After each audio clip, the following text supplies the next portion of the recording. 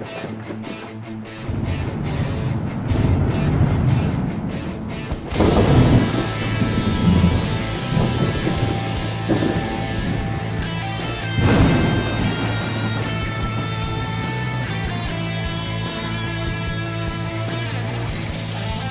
out there. Welcome to the No Shitcast. I'm your host, Matt Frazier. VIP guest sitting in the hot seat with me tonight.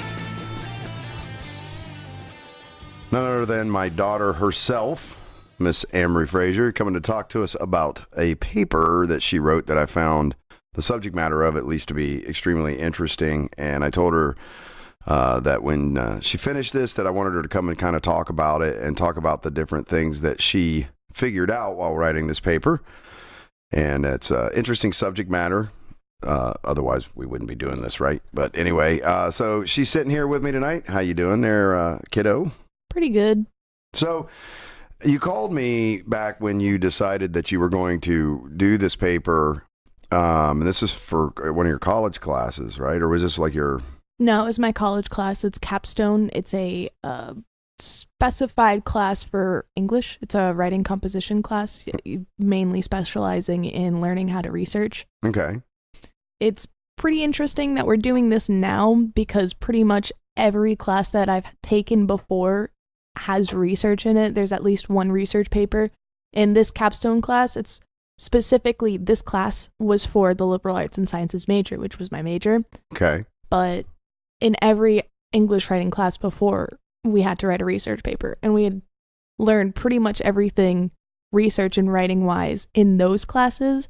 And then we had librarians coming into this one, talking to us like we knew nothing about how to write a research paper. But the funny thing was, some of the kids in my class didn't know how to write a research paper too, because they weren't paying enough attention, or they just barely scraped by other times. Well, let's talk about it, because that was one of the things when you told me that you were doing this paper and then you told me what the subject matter was. My initial reaction was, are you sure you want to do that? Right? Because, and I want you to kind of elaborate on that, but there was a lot of, I think it felt like there was sort of a lot of turmoil, like right out the gate on this. And on top of that, you were sort of feeling a little bit put out because of the way you were being talked to and treated, right?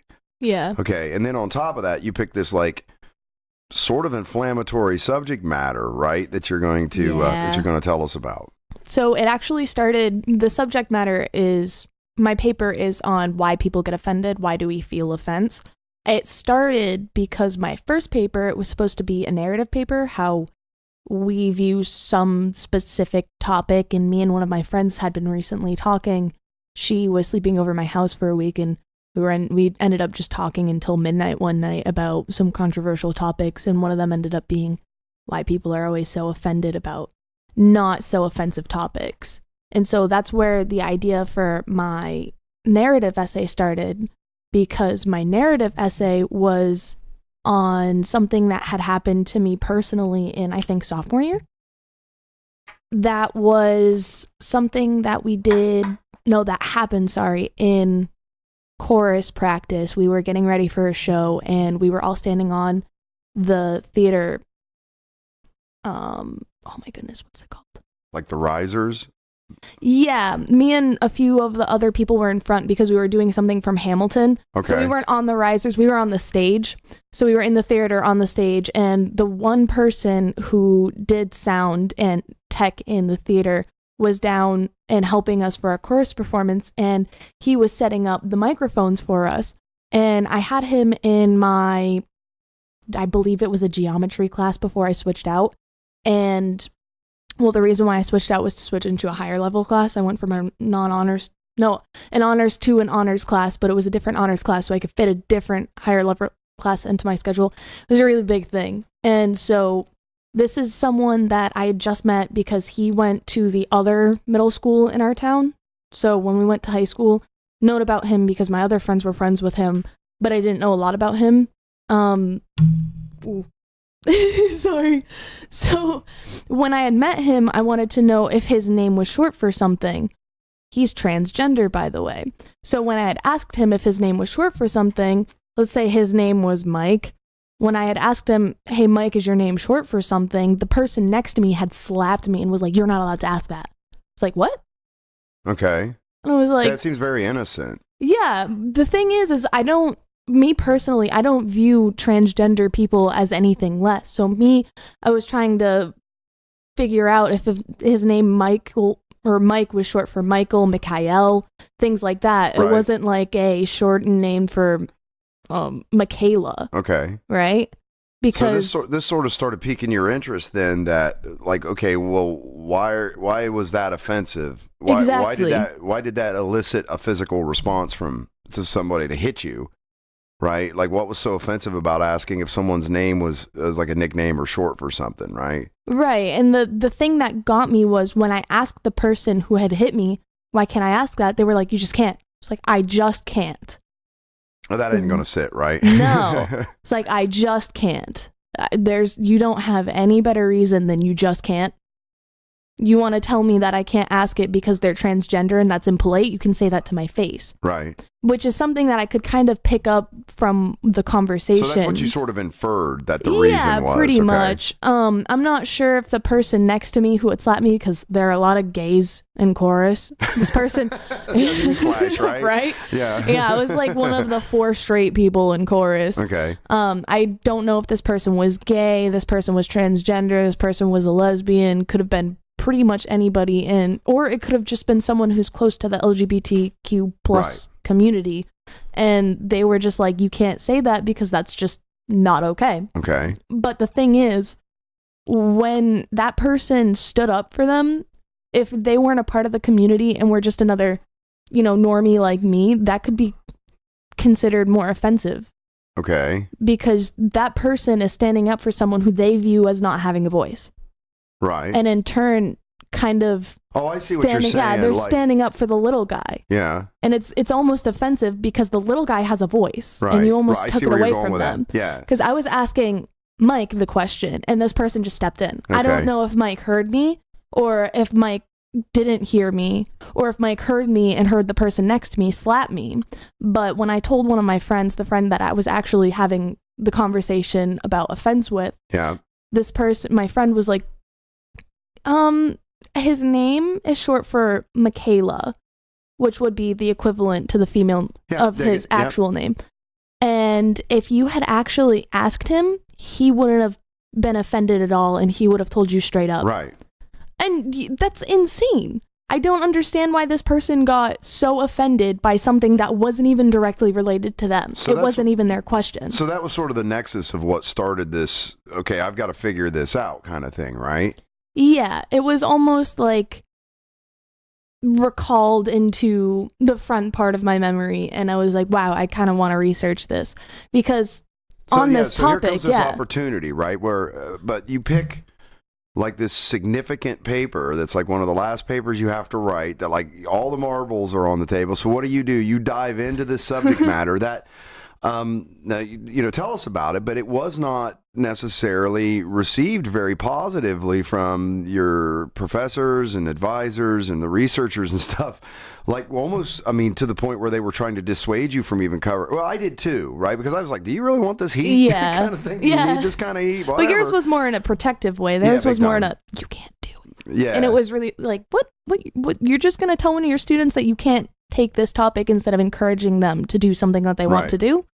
Wow. Now tell us about when you first presented this to your teacher, that this was the subject matter you were going to cover, and how that was kind of received at that time. So the research papers could have been taken off of the narrative papers. So a lot of people did their narrative paper on something that they really truly believe in, and that's why it was their narrative, because it's something that is prominent in their life. And for me, that was understanding why people get so offended and why I can't say these certain things around this group of people and why everybody's so touchy. And so I wanted to do that as my research paper. My professor liked my paper, my first paper. I got like an 88 or something on it. And so she was like, you can turn this into a research paper, but if you were going to do it, I would do it this way. So I wanted to research the topic on why people get offended. Why do people feel offense? What are all of the possibilities that could lead to offense? And she goes, why don't you just look into offense in a social setting? I was like, that's not what I want to do. I went through different possibilities because I don't present something. You were like going for the general explanation of offense as sort of a psychological process. Exactly. And she thought that you were trying to, so you were basically going through and validating it through all of these multiple different ways that people can be offended. But you were really focusing on what is the psychological reason for offense. And she kind of wasn't getting that, right? Right. Well, a lot of it starts from what is offense in itself, because if I were to ask you what offense is, what would you say it is? I just think it's an emotional reaction. That's exactly what it is. But not a lot of people understand that. A lot of people understand offense to be something that isn't okay. Like, it's not okay for you to say this. Offense is an emotional reaction. It is something, it's a way that we feel when we don't want to feel what we feel. And that's what I wrote a lot in my paper. It's something that I got from all of the authors that I researched. They all had this kind of general statement about offense, that it is something, it's an emotion that we feel when we don't want to feel what we feel. It's an emotion that someone provokes in us because they're exploiting our insecurities and things like that. Okay. And a lot of people don't understand that offense isn't something that is this really broad topic. You're probably not even offended when someone's saying something that is quote unquote offensive. It's something that you perceive as offensive. Okay. So you're saying that was like that transference that happened where you were saying, why are you offended by something that has nothing to do with you? Like with when you asked and the other girl hit you or whatever. Exactly. She was offended, but she really didn't have any skin in the game, so to speak. She didn't have a dog in the hunt that was like, why are you offended by that? You're none of these things. Right. So it was like a weird transference of offense from one person to another, from the transgender boy to this girl, and it was unwarranted, kind of. Exactly. So when I was presenting my topic to my professor, she was like, this is way too broad of a topic, when in reality, it's more of, it's actually a really small topic in itself. Specific topic, right. Because I'm thinking of what is offense. If you, as in like, you look in the dictionary and you find offense. I'm trying to identify offense in not only our culture, but in what it actually is, as what it is perceived to be, because a lot of what it is perceived to be is incorrect. Right. And so she didn't understand that, and she was like, wow, this is too much of a broad topic. You're not going to be able to do this. Like, it's just not. Do you think that's what it really was, or do you think that the whole point was to try to keep you from tap dancing in a minefield? Because that was the thing. When you told me what you were going to do, I was like, oh boy, there's so many ways this can go wrong. Like that was my impression. But look, you're a rock star. I get it. You're going to pull it off. But that was my apprehension for the whole thing. And I kind of wonder if, because they didn't really grasp the angle with which you were coming at this with, okay, whether they were also trying to do the same thing, which was like try to keep you on such a narrow topic that you didn't have a lot of mines that you could inadvertently step on and blow yourself up, right? Because it's a hot button issue right now. Offense, what kind of rules should govern things like speech and because these are the type of things that we're talking about when you're offended. Anything beyond that is assault, right? Or harm. When the girl hit you, she stepped past the fence and moved into straight up assault. Now, you probably like, whatever. It wasn't anything that was you were going to get that bent about, right? But that's kind of my point is there's a level at which it's kind of up to you whether it's going to affect you or not. And that's the offense level, right? And then once it moves into physical assault, then someone's actually done something to you that's physical, that's material, right? Yeah. When I did my research, I found out there were different levels of offense that could be identified. Okay. There's offense in the crime sense, the criminal sense, which isn't something that I talked about a lot in my paper. Although it is relevant, it's not what I was talking about, because criminal offense is like an offense that is against the law. Right. So that's like committing a crime. Right. That's a criminal offense. Right. And although that is still a form of offense, it's not something that relates to the human psyche. Okay. So I used it in relation to certain things, but it wasn't what my paper revolved around. Okay. But I thought it was still Relevant. Yeah, to say in my paper, like, there are these kinds of offenses. Criminal offense is one of them. The other three are garden variety offense. Which is? I'm going to explain it Okay. in a few seconds. Profound offense and intentional offense. And profound offense is an offense that is offensive even when no one is there. Right. It's kind of strange. Okay. So profound offense is almost like cultural appropriation. Okay. Almost. Profound offense is something that's generally aimed at a minority or a certain culture. Oh, okay. That makes sense. Okay. So if you were to say that's gay, that's profoundly offensive. Okay. Because if I were to say that to in my own personal bubble, no one's around, in the back of your head, you're going, oh, I shouldn't have said that. Okay. Right? That's profoundly offensive because it's not only something that I recognize is not okay to say, but everybody else would be like, you're not supposed to say that. Right. Which is what I got whacked for. Although what I got whacked for, I don't feel like should have been offensive. That wasn't. I was just curious. Yeah, what's your name short for? Bam! What the hell? Honestly.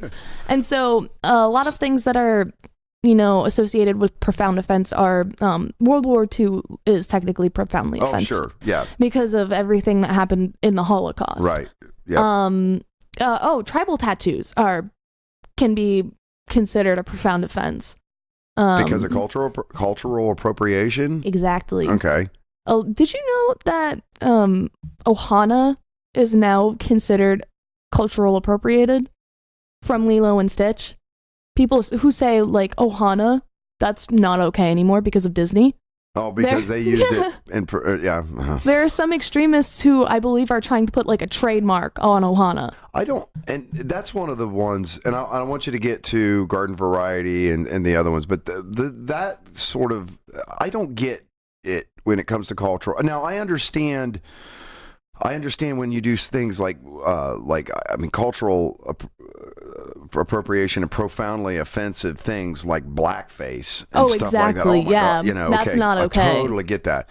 But there was a time when if a culture started adopting some of the things from another cultural culture, appreciation. it was it was like, yes. Hey, we find value in the stuff you're doing. Like, look, especially when it comes to food. I think that's the way it sort of happens first. And I do it I could see people becoming passionate about certain foods, and maybe like Mario Batali, because he is Italian, right? He's just redheaded. But people that become Italian chefs and they're not Italian. But why? Because they love the culture, they love the food. Like that's like, I love what you guys are about so much, I'm going to devote portions of my life to it. Right. And I worry because, like, I love to play blues guitar, and I'm worried at some point it's gonna be like, oh, you culturally appropriated that. No, man, I revere these people, all of them. All the kings, all of them. Like, I have studied these folks. I've figured out what made them tick, how they got there, because that's all baked into their music. But I didn't do all that stuff because I was trying to rip anybody off. I did all that stuff because I was literally trying to emulate my heroes. That's what it is. They just happen to be black, right? But anyway, so go on with.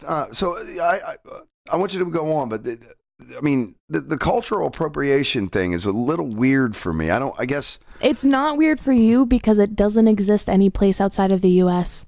Oh, really? It doesn't. Okay. Go to Japan. You will absolutely find a shirt with butchered English on it. Okay. The Americans there, the native English speaking people of Japan think it's freaking hilarious. And Really? it is hilarious. Okay. Like if you were to look at a shirt from Japan and it's got terrible English, some swears on it, you'd think it's funny. It'd be hilarious I because would think it was hilarious. Yeah. Well, half the people there probably don't even know what it says. Okay. They're walking around with this English. Well, no, they're and that's pretty kind well of funny. educated. They probably do know what it says. Yeah, that's fair, actually. Yeah. Okay, let's not look through our lens. Oh yeah. But yeah, I get what you're saying. So yeah, you're saying it's a uniquely Western, or is it a uniquely United States cultural thing? I don't know Like, if does it it's happen in the uniquely UK United States. Australia, places like that? I'm not necessarily sure about that. I'm not going to comment go on record it. and say that's fact. Okay. It could, it couldn't. It's out there. Okay. Did you hear about Ariana Grande's hand tattoo scandal? I mean, yeah, so I've seen headlines, right? So she got a tattoo, No. Okay. and it had, I believe, it was in Japanese kanji, and it ended up translating wrong from what she wanted it to say. Oh, whoops. Oh my goodness, it blew up in the States. Everybody was freaking out about it. Not everybody, because you're telling fair. me about well, it. Pop culture fanatics were go. freaking out about it. People, like in Japan, people were asking Japanese people if they found this offensive. They were like, no, this stupid bitch just got some dumb shit tattooed on her hand. Like, that's not their fault. They're like, that's hilarious. That shit's permanent. Yeah, what are you going to do? Yeah. That was a mistake. It really was. So cultural appropriation isn't anything major to what we, culturally appropriate. Okay. So Japanese, any Asian cultures. They don't care. No, I don't know about, South Africa. Right. I don't believe any places like that, even Mexican cultures, Hispanics, I don't think they culturally appropriate either. I mean, not sure about that though.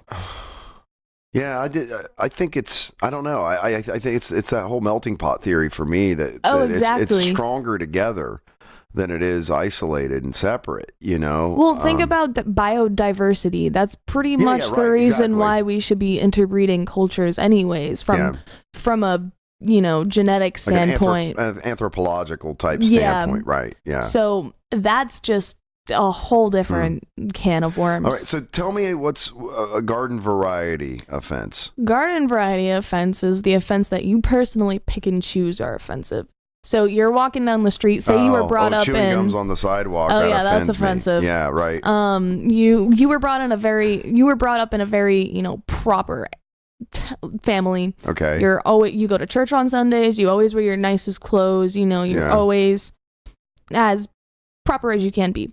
Those people will find certain things offensive that your middle class people won't find offensive. Okay. That's garden variety offense. It's just whatever's happens to be offensive to you right now, kind of thing. Exactly. Offenses that can be easily overlooked.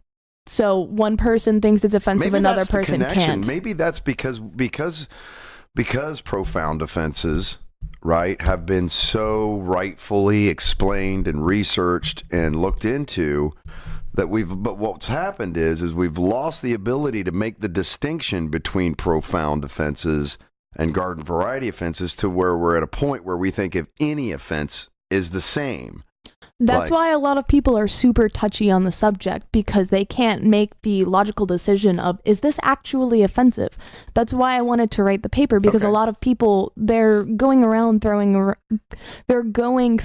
around the word offense without even logically thinking about it. They're too, I can't remember the word off the top of my head. Like closed-minded or? Yeah, they're too, it starts with an I, actually. Anyways. Well, it isn't introspective. No.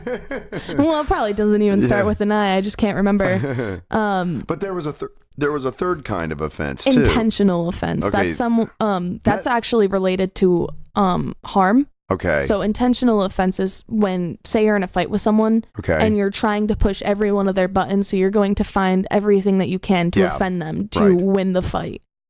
And that would be intentional offense. See, a lot of this. Well, okay, go on. So let's get through the story. So you write this paper. You start citing sources. You pull all your information together, right? Yeah, I make my annotated bibliography. She loved having one-on-ones with us. Okay. And so that's how she would figure out how we are doing, how we're progressing, if we need to work harder on it, what we need to work harder on. Right. She was a pretty good teacher. Wasn't my favorite type of person. Okay. So I knew she didn't like my topic. I knew she hated it. And so over the week, because it's a 2-day-a-week class, she had, I think it was 2 weeks of possible conference time. So I picked the first possible one and the last possible one. Okay. Make sure that in the first one, I had the general idea of what I'm doing for my annotated bib. And then for my last possible one, Bibliography. yeah, bibliography, Okay. sorry. For my last possible one, I could go back, talk to her, make sure that it was what she wanted. I didn't miss anything. Right. If this source wasn't what she wanted, I could go and find a replacement before I had to hand it in. Okay. I think I got an A on that because of how persistent I was with it. Right. Halfway, yeah.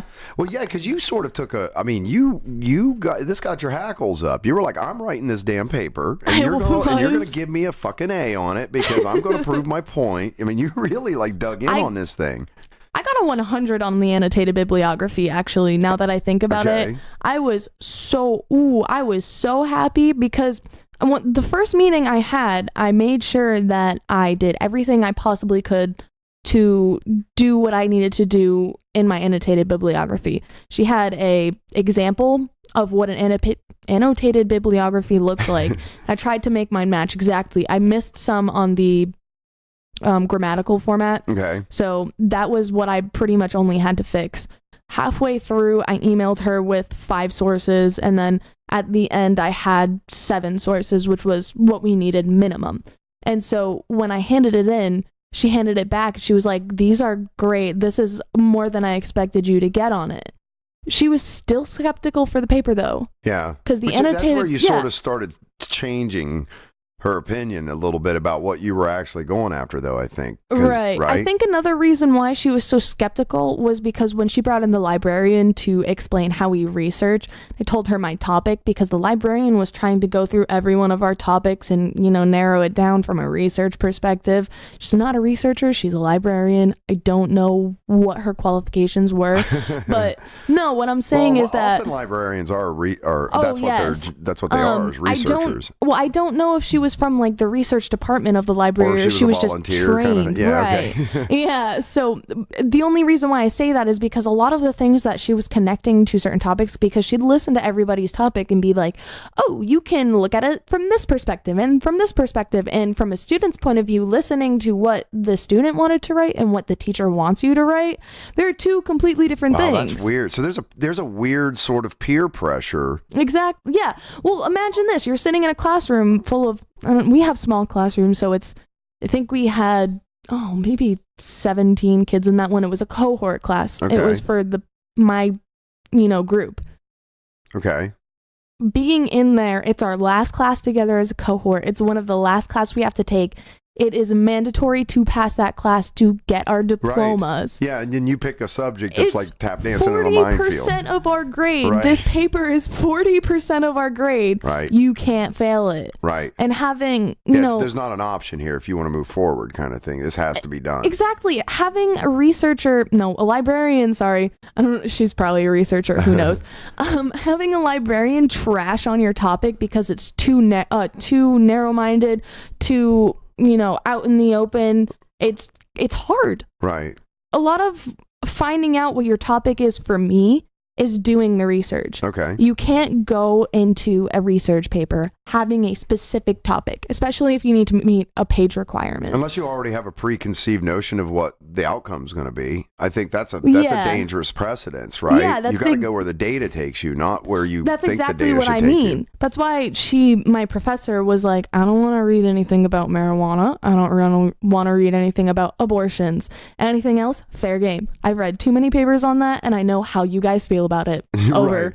Right. Yeah, done. Well, okay, that's fair, I suppose, right? Right. So when you're told that you have too narrow of a topic, when you're told that you have, too broad of a topic and you're just getting trashed on, it's kind of an awful feeling, especially because a lot of it's like finding Schrodinger's out subject matter. It was both too narrow and too broad at the same time, yeah. right? It was awful. That's gotta be maddening. It's like, what is it? We were running out of time when the librarian was trying to help us narrow down our research topics, and I was one of the last. There's like 15 minutes left of the class, and we took 10 minutes talking about my topic when there were like 7 other people that had to go because mine was too broad. Huh? Yeah, exactly. So we were there for another 10 minutes. It was so obnoxious. So it was that specific interaction was awful. Okay. So I kind of lost my train of thought. No. So no, what we're going through now is that you got 100 on your annotated bibliography that you were starting to see the teacher sort of understand what you were kind of trying to get at, right? So that's kind of where I believe that she got that super narrow-minded, oh yeah, her paper is too, broad. There's not really a topic within that topic, because a lot of the topics that we chose were really broad, and then we started asking questions to figure out what kind of question we wanted to ask in the topic, if that makes any sense. Yep. My topic was the topic. That doesn't often happen, and that's something that you find out through the research. You're researching this topic, trying to figure out what you want to learn about it, and because mine was more definitive, mine was more psychological, the topic was the story. Right. As opposed to the research finding the topic. Right. So it was also hard to research to find specifics for the paper.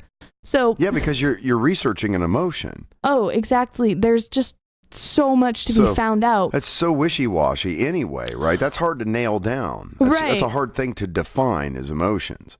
Yeah, and it was a hard thing to, realize that what I am researching is an emotion, because it took so long. It took me to go through, I think, 4 peer-reviewed papers to figure out that they're all saying the same thing, that emotion is a provoked response. It's something that we feel when we don't like what we're feeling. It's just this foreign entity that a lot of people misunderstand. Okay. And so you don't think it's a natural part of the human condition then? You don't think that being offended? I don't really think so. Because an awful lot of people can find offense. Have you ever met someone that's never been offended by something? No, I get offended by something. Right, so that's what I mean. I was offended by how much my professor dragged my topic through the mud. No, it was awful. She would, every chance she got, because she would go in and teach us how to use the databases, she would use my topic as a bad topic, and this is not the topic you want to have because it's so broad. Let me just put it out on the record. Every paper, every peer-reviewed article, every journal she found, I could have worked its way into my paper. They were all valid. They all made sense in the long run. Now, in the end of all of this, though, she comes around and what do you, so what's your conclusion then? That's the other thing I want to kind of get to with you here is, so you went through all of this. You said you feel like it's a foreign entity that somebody else sort of gives you, but it's an emotion that you have, not the person that gives it to you, right? Offense is something that you have yourself. It's an internalized thing. Yeah, it's something that's provoked from someone else. But you don't get the sense that this is actually part of the human condition, and so it's not normal. You're saying that you don't feel that this is normal, that this is something else. No, in a case, I guess it could be normal, but what my thesis was offense is something that we feel as a defense mechanism. Okay. It's not something that we have to feel as a defense mechanism, but it's what a lot of people go to on a quick second. We could feel pretty much anything as a defense mechanism. Sure. Yeah. But for whatever reason, everybody goes to offense now. When, I don't know, my grandparents were around, not a lot of people got offended, I don't think. Everybody took it with a grain of salt and found their own way.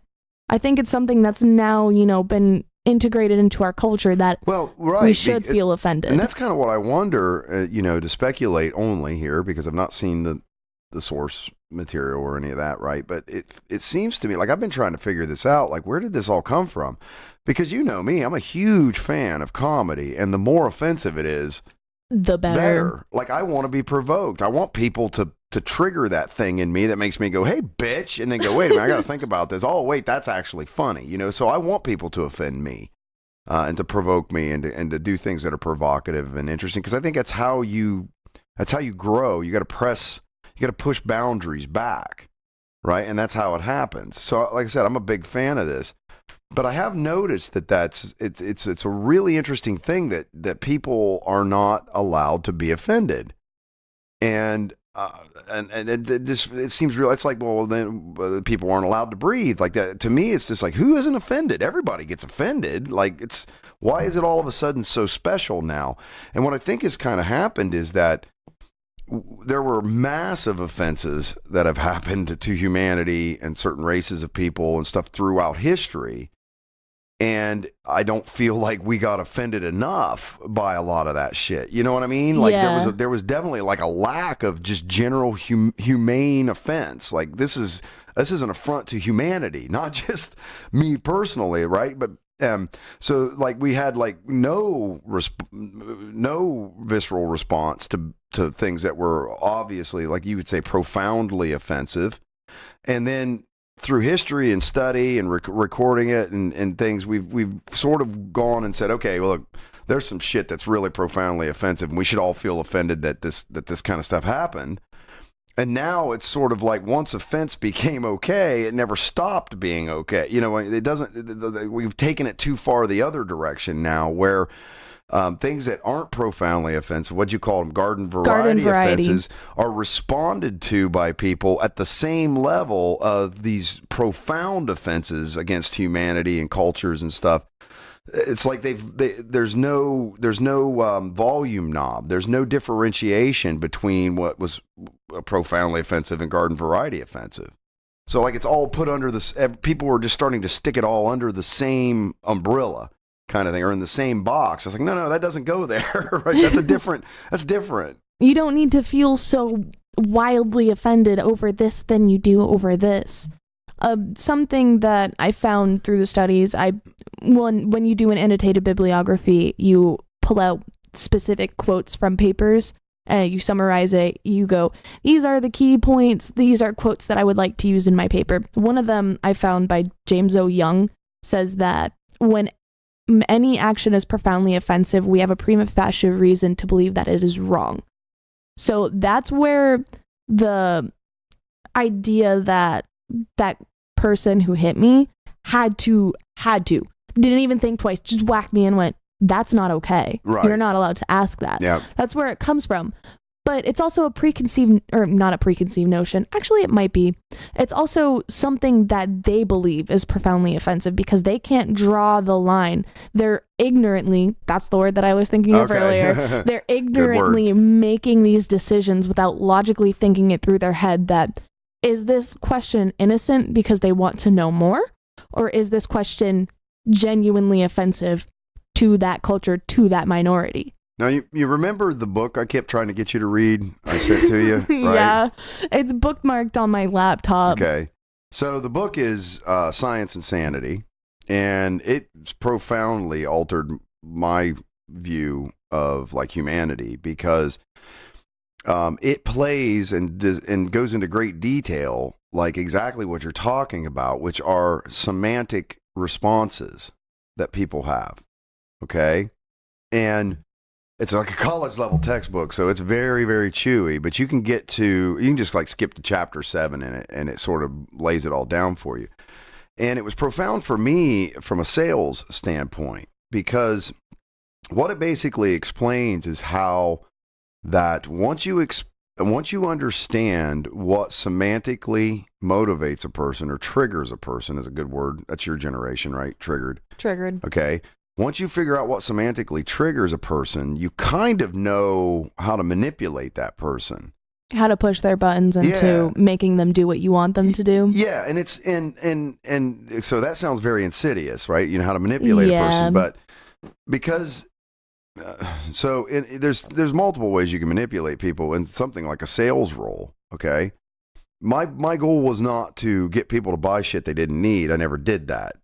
It's not really part of what I do. Okay, my goal was to get people to want to buy it from me first, more than anything else. So the concept of studying what semantically triggers a human or a person was to understand what they liked, what they responded well to. And it's very easy to do, right? I walk in someone's office, I look around, First thing I do, I guess you would call it casing the joint, like from a criminal sense or whatever. But I'd go in and I'd look and see what was there. Was there any kind of, especially military emblems, especially Navy? I'm former Navy, so I could find ways and things of interest to talk to that person about. Did you like sports? Which teams? What did I know about those teams? Like, it was a way of, because if you're going to put these things, pictures of your kids, whatever, obviously family's important to you. These are all things that I know are going to, if discussed, create an emotional response from you, not you necessarily personally, but an individual, so that it gives me an edge to understand, to get to a more personal relationship with them that would set me on a higher level when it came to buying decisions and this kind of stuff. Okay. Was it a manipulation? Absolutely, it was a manipulation. But what it also was a way for me to make really, really good friends, because that's what ended up happening. Because I took the time to try to understand people on a personal level, I got to know people on a personal level, and that makes for very, very strong friendships, right? So it's a real easy way to make friends if you kind of understand those things. However, nefariously speaking, again, once you understand what someone's semantic triggers are, you know how to manipulate them. So the exact same things. This is why I say to people, my superpower is I can piss anybody off in less than 30 seconds. It's because I know I can do it because I can look at someone, I can talk to them, or even I can just look at someone's vehicle. What bumper stickers do you have? What's on your car? Like, all of those things tell me a story about you. And I can use those things to make you either really, really angry or to make you think that I'm your best friend.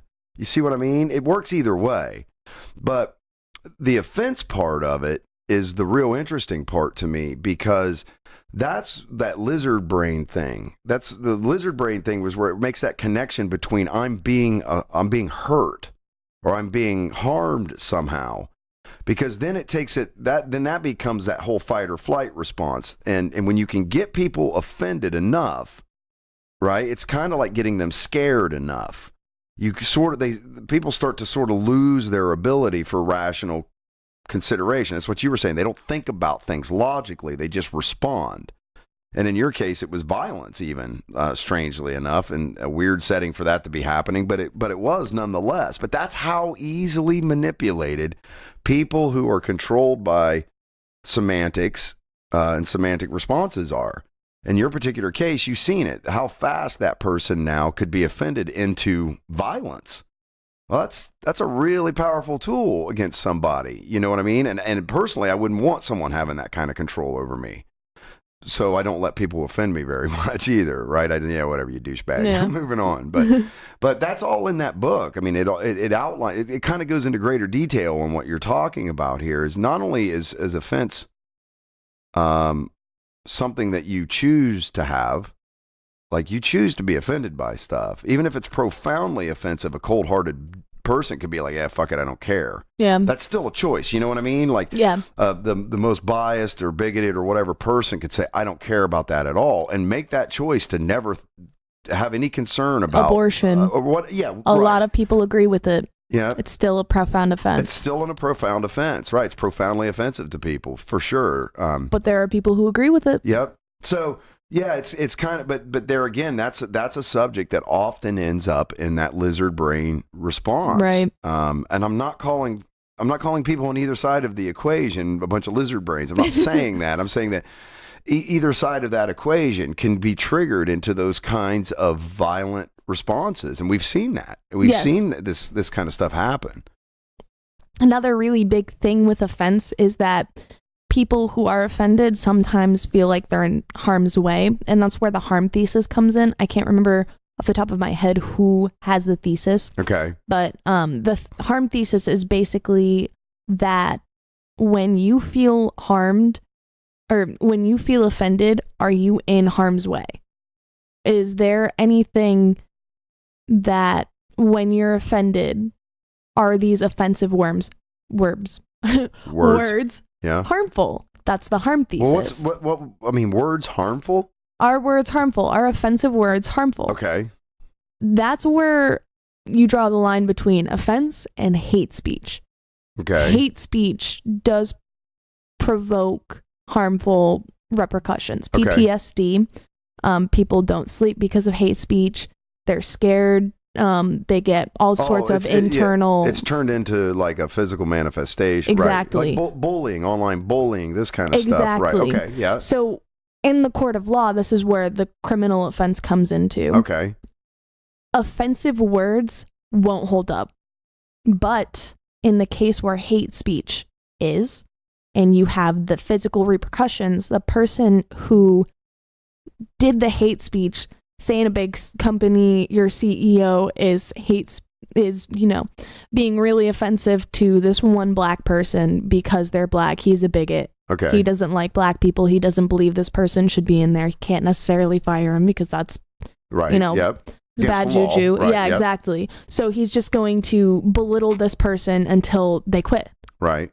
That then can be brought up in the court of law. Sure. Yes. And a jury of peers can make a decision based on that and say, hey, that, this person was harassed into losing their livelihood kind of situation. Right. Well, that's ideally how you would think it would work, right? That's sort of how the system's all supposed to work. That's a lot of, that's what I'm trying to say is that's pretty much only going to hold up when there are physical repercussions of some sort. It's manifested in the physical world, either through pay or through whatever. Person's got PTSD. They can't go out by themselves. They're freaking out because they think they're going to get hurt. Right. A lot of it is cardiac too. You'll see a lot of it like hypertension. Oh, sure. Yeah. Right. Yeah. Stress. Exactly. Yeah. Because you can't freedom of speech somebody, is what you're saying, into being terrified of going outside of their own home and fear for their life. Right. That's not freedom of speech. That's harassment. That could be hate speech. Well, and that comes down to that whole, there's a lot of people, I just saw this today, is like only 25% of the population tests at a proficient level when it comes to civics. So people have a tendency to cherry pick their own amendments and hear them the way they want to hear them, right? But you can't, in the exercise of as I understand it, in the exercise of your constitutional bill rights and your civil rights, you can't violate somebody else's. That's a piece of that's always missing, right? And you can, if you're using speech as a way to terrify and terrorize somebody, that's not First Amendment. That's not, because now you're starting to infringe on someone else's right to life, liberty, and the pursuit of happiness. That's why slander is illegal. Yeah, right. That's and supposed liable to, and all of these things, supposed to be the thing that keeps freedom of speech in check. Right. Because slander can ruin a reputation. Sure can. Yeah. It's 100% should be illegal. Mm-hmm. And there are libel laws for the press that have the exact same sort of repercussions, right? That you can't print shit that destroys somebody and then have it all be a lie and say, well, freedom of speech. That's not freedom of speech. You're making something up so that you can pin someone for your own reasons. Interesting, huh? That's why there's, in my paper, I brought harm into it because a lot of people take offense very personally. I don't know if you've ever been offended to this point, but has anybody ever been offended to the point where you just go, and you just take a step back and you're like, you did not just say that. That's almost to the offense where like you've just been punched. Right. Like you should move back. And that's what a lot of people don't understand about offense.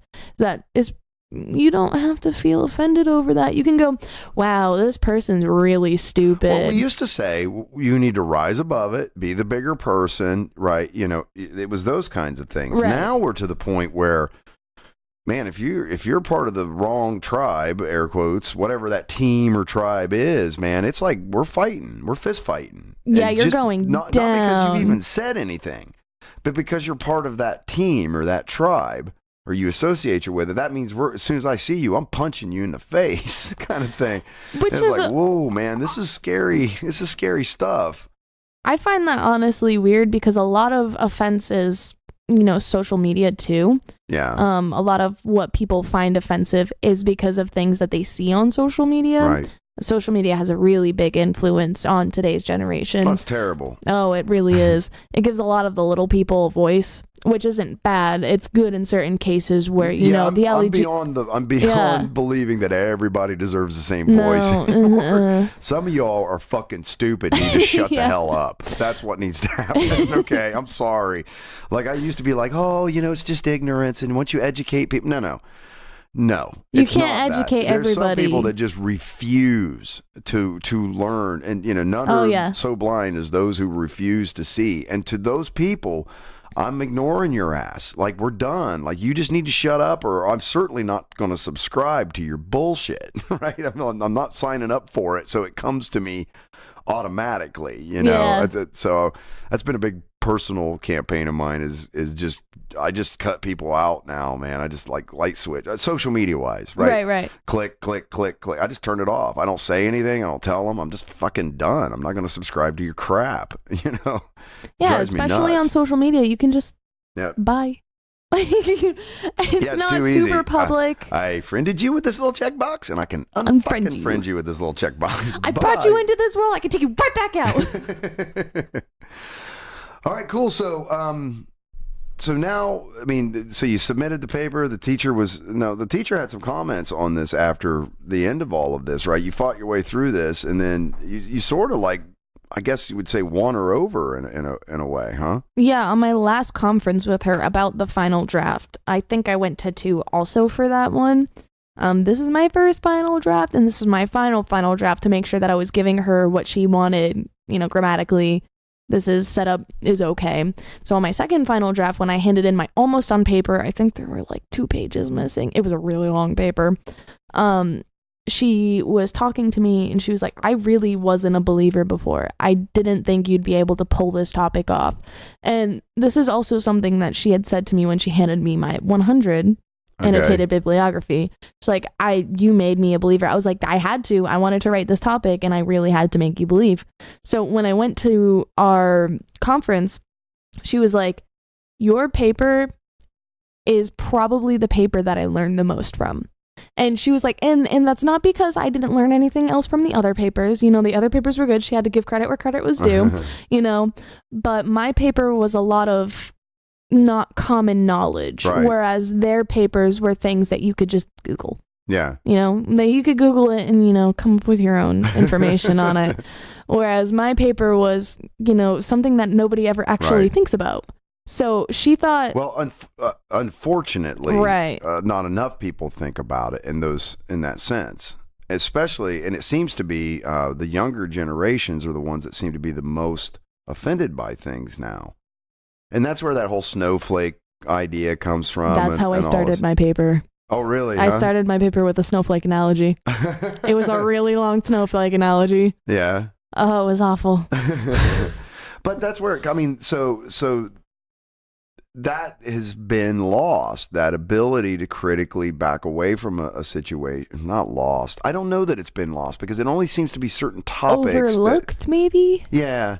And because it's not that they can't, it's not that these same people can't be critical. They certainly can. They just seem to be, there seems to be certain subjects, like you said, it's like touching that third rail. You're not allowed to say anything about this. It's like, well, then I want to know all about that. If you tell me I can't do something, then I want to know everything I can about it.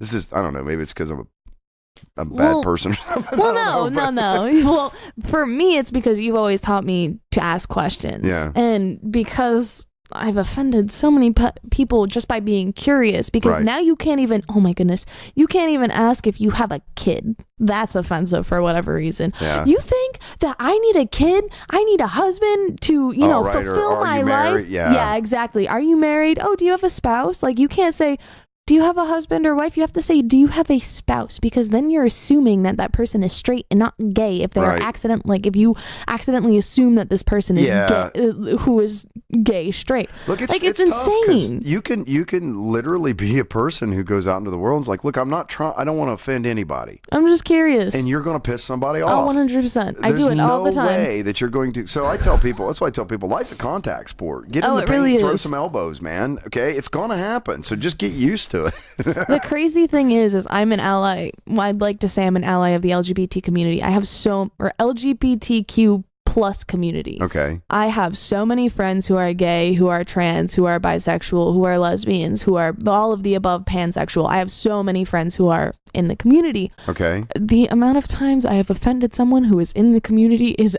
insane. Really? Yeah, because all of them are different. Yeah. I worked at a Girl Scout camp last summer, and a lot of the staff were gay. And one time I was going from the kitchen to the opening campfire ceremony, and my boss had sent over a few of the staff workers, both of them happened to have been lesbians, to help me close up the kitchen so I could get there real fast. On the way there, which is a question that I get asked all the time, if I'm a lesbian or if I am gay, it's like, oh God, no. That was my official. I was like really strong reaction. No. But then I was like, oh shit, I just said that really strong. I was like, not that I don't like gay people. I do like gay people. They are great. They thought that was more offensive than my initial, oh shit, no. Right. And so I was like, I'm really sorry for both of those. Yeah. I'm really sorry for both of those. I just didn't want you to think that I hated gay people. Right. I don't. They're people. I like you if you're a good person. Right. And it was really, really awkward. It was awful because I offended both of them. Well, that's the thing is because I'm a Midwest redneck, okay? Yeah. And then I went to work for the best company and the best boss I ever had. He was gay, married. I was immersed in, we had it was like 40% of the people I worked with daily were gay. And so here I am, I'm stumbling into this community, a complete buffoon, okay, right? With terrible phraseology and not really understanding how everything works. So, but the same thing, I was curious. And what I found was a community that was the most forgiving, nicest, understanding, accepting people I've ever met in my life, to which I say I'm a better person for having known these folks and still friends with all of them, even though I don't live there anymore. But so it's weird when I see this sort of outrage about anybody that doesn't quite get it or doesn't, that has that slip up and doesn't use the right pronoun or whatever. And they're not trying to be offensive. They just really are not culturally connected to it. And I see all this outrage, but then all the people that I know personally from those communities would think it was funny. Exactly. And because I'm so glad, because they thought it was funny when I was saying stupid shit, and it was because I didn't really have a frame of reference. Like I'm not connected to that culture at all. So I don't know how certain things work, but they were always very, oh man, that's not, here's what you would say instead. And then I would appropriate that and try to make it, because I don't want to be offensive. I just am sometimes. Yeah. And it's not like, I was like, look, tell me, I'll try to fix it. I'll try to, because that's not my goal in life, is to never walk out the door to go and just be generally offensive. I'm very specific with the people I like to try to offend, right? Like there's it's very targeted either for funny reasons or whatever, but it's not anything that I want to do in general.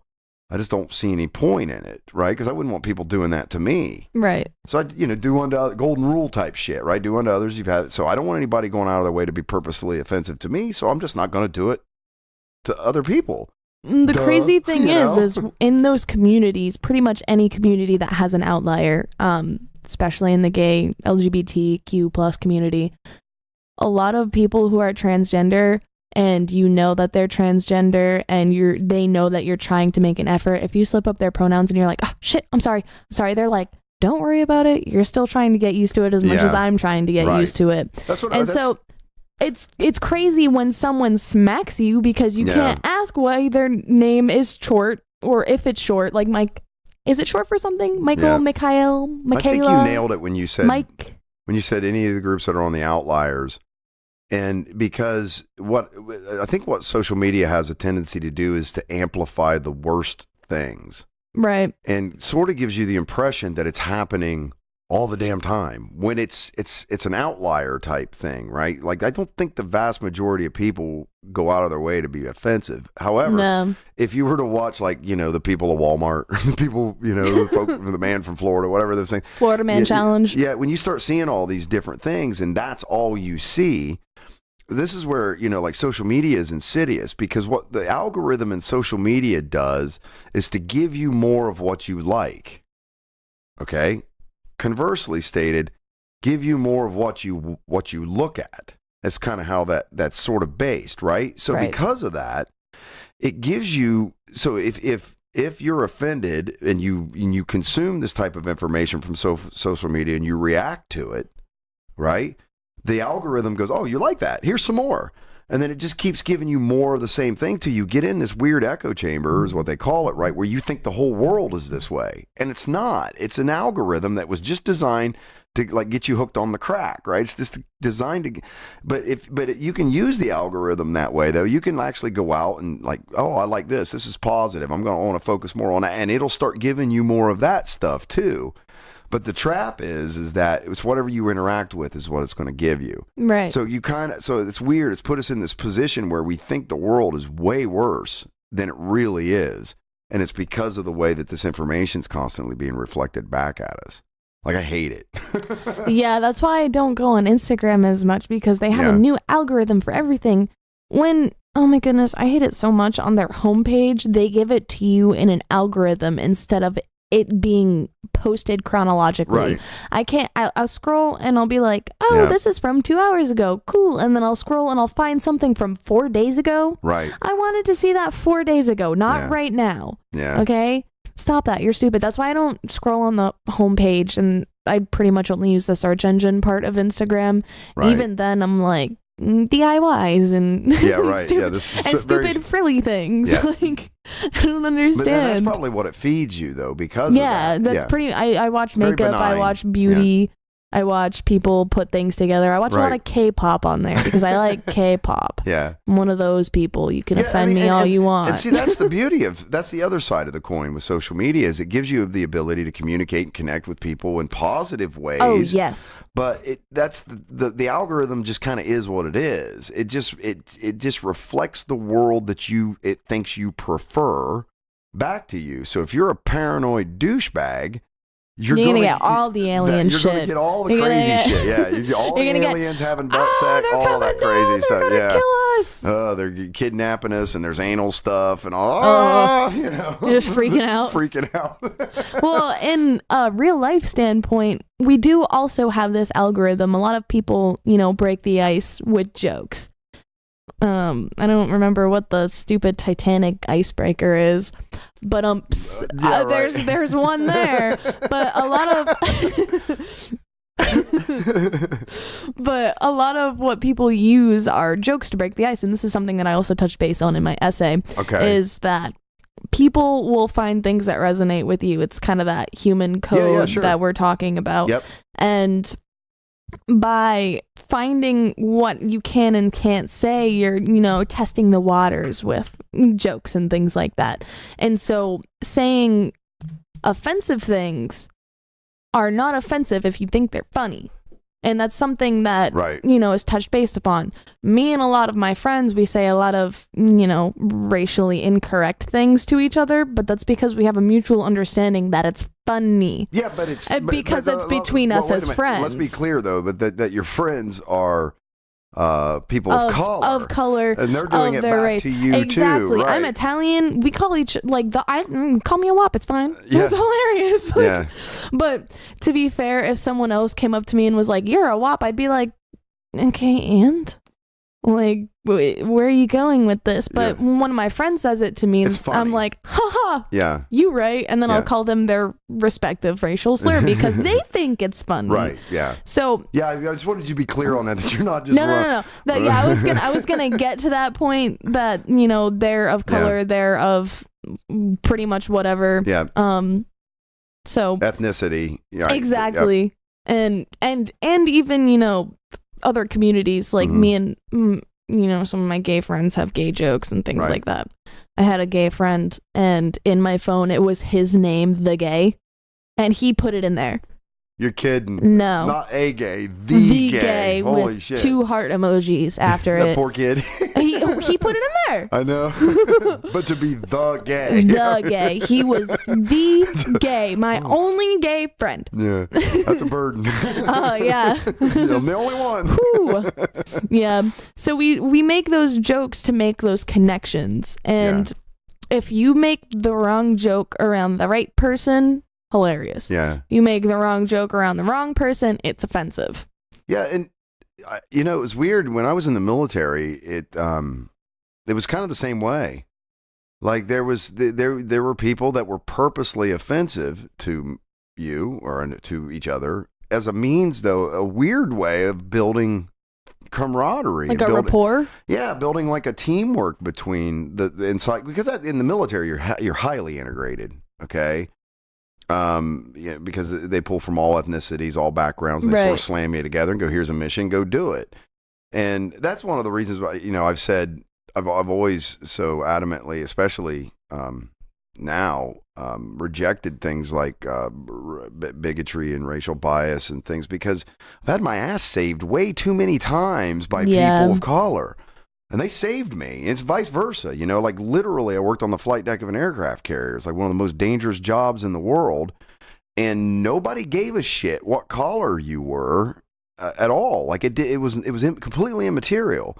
It was, I've got your back, you've got my back. And so like it all sort of like it dissolves in those kinds of situations. But because of that, I can't even find an angle to get back there, because there's people, I genuinely love, who've saved my life, but we're completely ethnicity wise separate, like different, completely different from our upbringing. I know people from the South, black people from the South that grew up, in certain cultures, and I'm a white farm kid from the Midwest. Culturally, we shouldn't even connect, but man, no problem. Like we work together. So I don't know. Like I said, I can't get there. I just don't get it. It doesn't make any sense to me. I don't know if you remember this or remember me talking about this. One of my first really good friends in second grade, he is African American. Okay. When I say African American, he's black. Okay. Very, very dark black. Okay. So for me, I've never seen color as, an obstacle, which is funny because I never actually recognized that was an obstacle until moving in with you guys and learning about all of those things. Where we lived, there weren't a lot of people of color. Right, we had a few Spanish people. Yep. Actually, not even Spanish. You're talking about, yeah. They were Hispanic, rather. Well, that's still Spanish. Well, two different kinds. They were dark Hispanic as opposed to light Spanish, so they look visibly different. Okay. So this is what I mean by difference of Hispanic and Spanish. And so learning that, I never actually recognized that, my black friend could have been discriminated against in growing up. I was like, oh, she's my best friend. Like, we're really good friends. Her family is great. All black. All look, related. Yep. They're a related family. And so I didn't recognize that was like people see color as an obstacle until going up to move with you guys. No, and you guys, though, are of a generation where I think it actually matters the least. You guys just don't give a shit. And I love that. Like that's why I'm so optimistic. Like a lot of people are very pessimistic, especially about your generation with the whole snowflake thing and all that blah, blah, blah, whatever. But there's so many things, the big things that you guys just don't even, like they're not even a big thing. Like color and ethnicity and, what someone's sexual preferences are. It's none of this matters to your, like you guys don't care. You're like whatever. And those are all things that have really been, for like my generation and people older than me that have really been big social issues. And that's why I'm very optimistic, because I see a lot of that kind of shit just sort of going in the dustbin of history eventually. Like is it going to be, I think it's always going to be part of the human condition. Because I think there's some lizard brain part of us that says we should group up with people that look like us. Like I think this has even been proved with like lab rats and shit. Okay, it's crazy, right? Well, whatever. But as we melt together, and so like you said, as people start to enter, cross race, have children and intermix the races and things, we're all going to just kind of end up like beige. That's going to be it, and nobody can be pissed at each other anymore.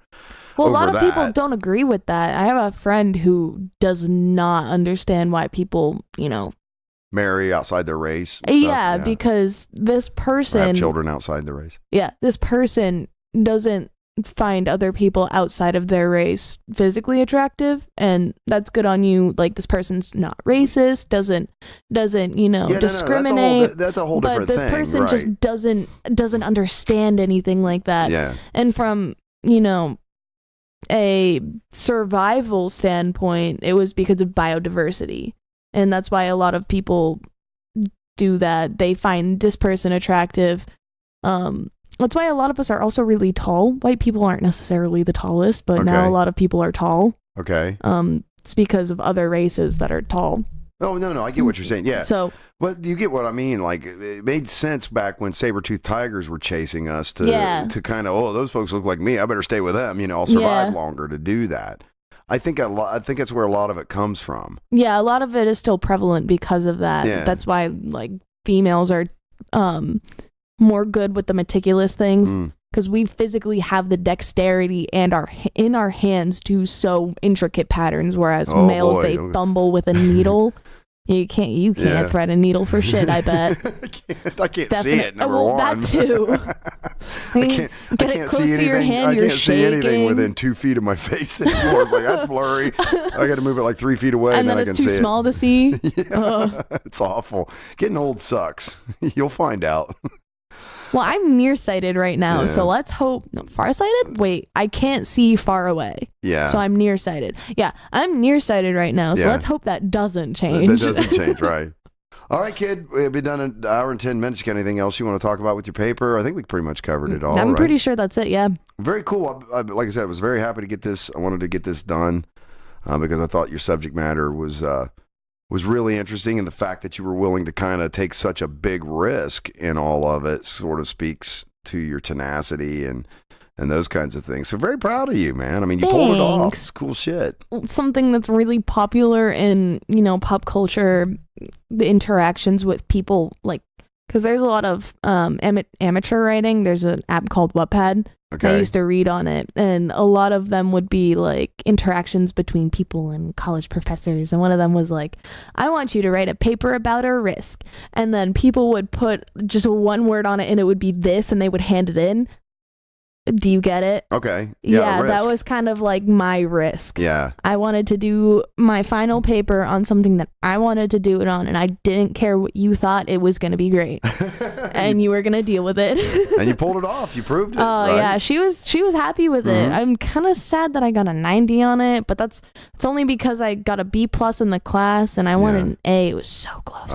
So close. Now you're just being greedy, right? Well, no, it's because I was like right there. I was right there. All of my friends when we were picking up our papers from outside of our professor's office. It was the day of our graduation. We were all getting them and going over to eat breakfast first. It was like, I have a B+ in the class, but I have a 90 on this paper. How did that happen? And then all of my friends were like, oh no, Amory, you got a B+. Oh, that sucks. And I was like, you don't understand. It's a B+. I probably have an 89 in the class. It's like 1 point from being an A. A little overachiever, huh? A little bit. So my heart's screaming for my GPA to be up like 2%. Well, I'm still proud of you, even though you only got a B+. I mean, it's so sad. The same thing happened in my bio class my first semester. I got an 89 in the class. It's like, so close. It was so close. I did this well. All right, folks, thanks for listening. That's going to be the show for tonight. Check us out at www.noshitcast.com. It's KNOWSHITCAST.com. Make sure you click those like and subscribe buttons. Leave us a message. If you're not a douchebag about it, I might mention you on the air. And thanks for listening, everyone. We'll catch you later. Bicycles.